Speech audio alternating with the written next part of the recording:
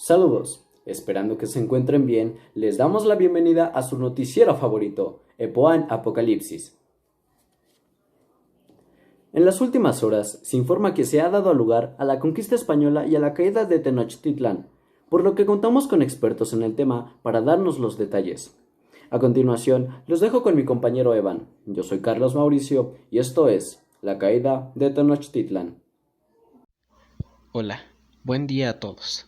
Primero debemos contextualizar. Los mexicas o aztecas eran un pueblo indígena de Mesoamérica establecido en el Valle de México, en una isla en el lago de Texcoco. En esta fue formada la Gran Tenochtitlan. La lengua de estos indígenas era el náhuatl. Su religión era politeísta. Politeísta significa que creían en la existencia de varios dioses. Algunos de los principales eran Quetzalcóatl y Huitzilopochtli. Una práctica muy común entre ellos eran los sacrificios humanos. Estos eran realizados antes de una batalla para alimentar el sol o para atraer las lluvias. Los mexicas formaron una triple alianza con las aldeas de Texcoco y Tlacopan. Así es como nace el imperio de los mexicas. Esto menos de 100 años antes de la llegada de los españoles. Y para 1519 Tenochtitlan era la ciudad más poderosa. Su emperador Tlatoani se llamaba Moctezuma y gobernaba desde 1502, esto en la contextualización del Imperio Azteca. En cuanto al Imperio Español, este había comenzado la conquista de América desde la llegada de Cristóbal Colón durante el reinado de la realeza católica. Desde los años 1492 hasta el año 1519 el imperio había crecido, sin embargo seguía en construcción. Su rey era Carlos I. A lo largo de su conquista, los españoles se habían encontrado con diversas tribus y con interesantes cantidades de oro, pero nada comparado con el imperio azteca. En 1518 llegan a Cuba noticias de que más allá de la península de Yucatán había un imperio con enormes riquezas. Tras esas noticias, el gobernador Diego Velázquez comenzó a organizar una expedición de conquista. También consideró a uno de sus funcionarios para liderarla. Se trataba de Hernán Cortés, quien terminaría por ser el conquistador de México.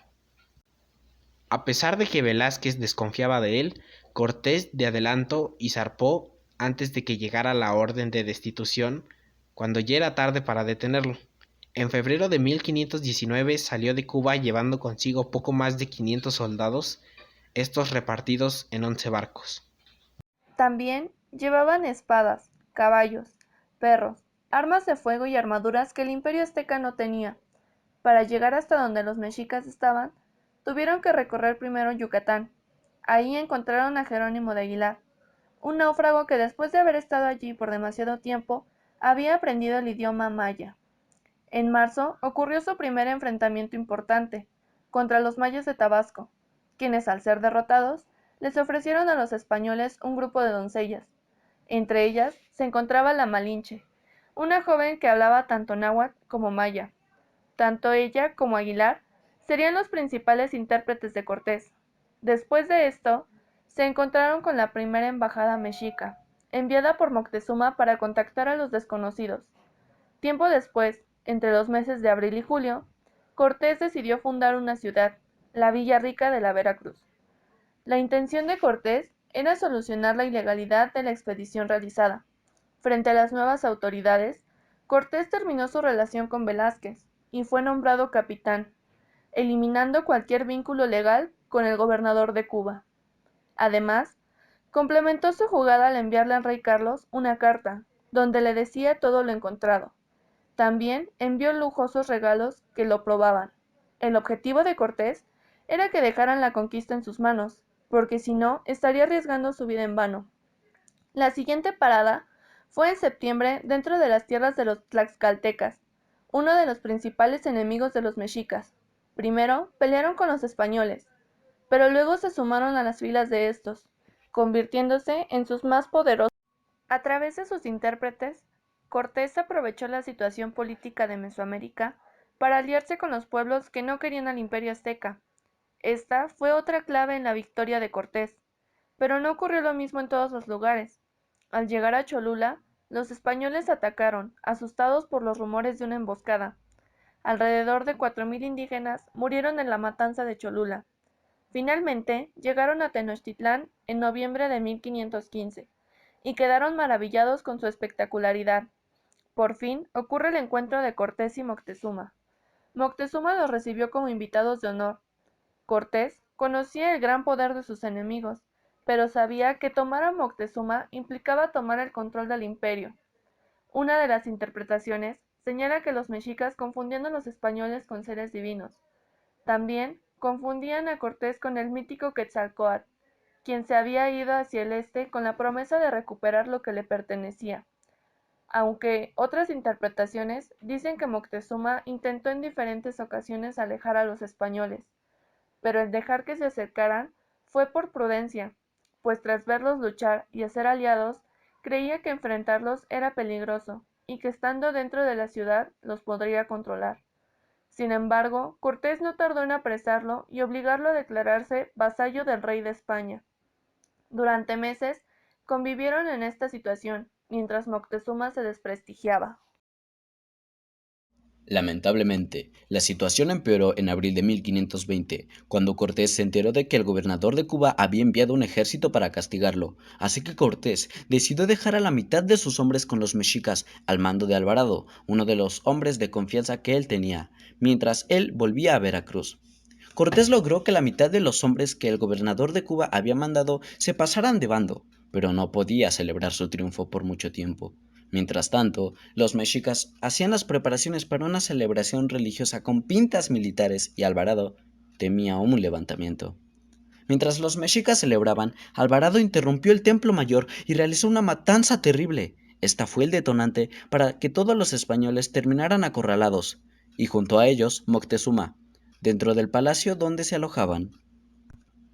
Cortés llegó enseguida con su ejército reforzado, pero la situación era un caos. Hicieron salir a Moctezuma para calmar a su gente, sin embargo, este terminó muerto.